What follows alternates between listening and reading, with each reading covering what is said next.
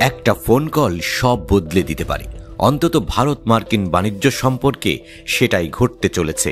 সম্প্রতি যুক্তরাষ্ট্রের president Donald Trump Bharat সহ কয়েকটি দেশের বিরুদ্ধে উচ্চ শুল্ক আরোপের হুমকি দিয়েছেন, কিন্তু ঠিক তারপরই মোদির সঙ্গে তার ফোন আলাপ পরিস্থিতি কিছুটা পাল্টে দিয়েছে। ভারত এখন যুক্তরাষ্ট্র থেকে আমদানি করা কিছু পণ্যের উপর শুল্ক হ্রাসের পরিকল্পনা করছে।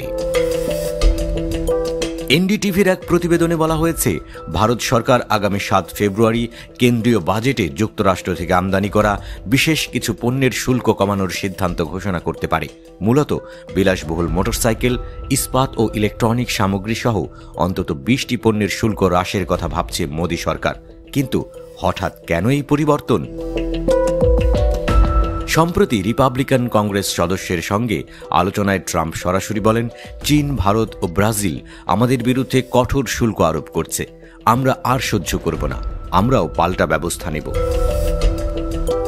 ট্রাম্প আরও বলেন, তার প্রশাসন পারস্পরিক শুল্ক নীতিতে যাবে, অর্থাৎ যদি ভারত মার্কিন পণ্যের উপর 100% শুল্ক আরোপ করে, তবে আমেরিকাও ভারতীয় পণ্যের উপর একই হারে শুল্ক বসাবে।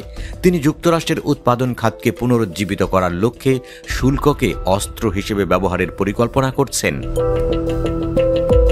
ট্রাম্প যখন বাণিজ্যে শুল্ক যুদ্ধের ঘোষণা দিচ্ছেন, তখনই মোদি যুক্তরাষ্ট্র সফরের পরিকল্পনা করছেন। আর তার আগেই দুজনের মধ্যে ফোন আলাপ হয়।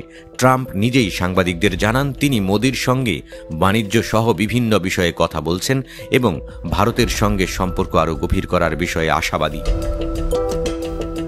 বিশ্লেষকদের মতে, ট্রাম্পের হুমকি ও মোদির ফোনালাপের পর ভারত কৌশলগতভাবে কিছু শুল্ক কমিয়ে সম্পর্ক মসৃণ করার চেষ্টা করছে, কিন্তু এতে ভারতীয় শিল্পক্ষেত্রে বড় প্রভাব পড়বে না বলে মনে করা হচ্ছে। বরং এর মাধ্যমে ভারত মার্কিন বাণিজ্য সম্পর্ক আরও মজবুত হবে এবং ট্রাম্প প্রশাসনের দৃষ্টিতে ভারতকে বন্ধু রাষ্ট্র হিসেবে তুলে ধরা হবে।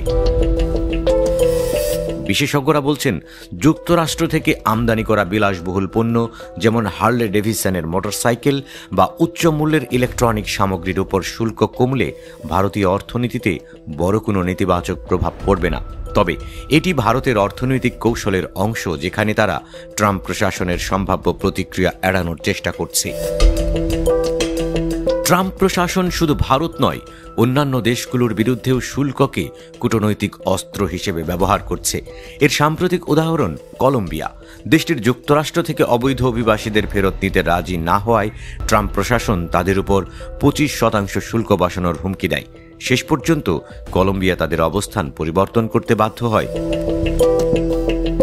ভারত যদি যুক্তরাষ্ট্র থেকে কিছু পণ্যের শুল্ক হ্রাস করে, তবে এটি যে শুধু ট্রাম্প প্রশাসনকে খুশি করার কৌশল তা নয়, বরং এটি ভারত মার্কিন সম্পর্কের উন্নয়নে এক নতুন পদক্ষেপ, যা মোদির আসন্ন যুক্তরাষ্ট্র সফরকেও প্রভাবিত করবে।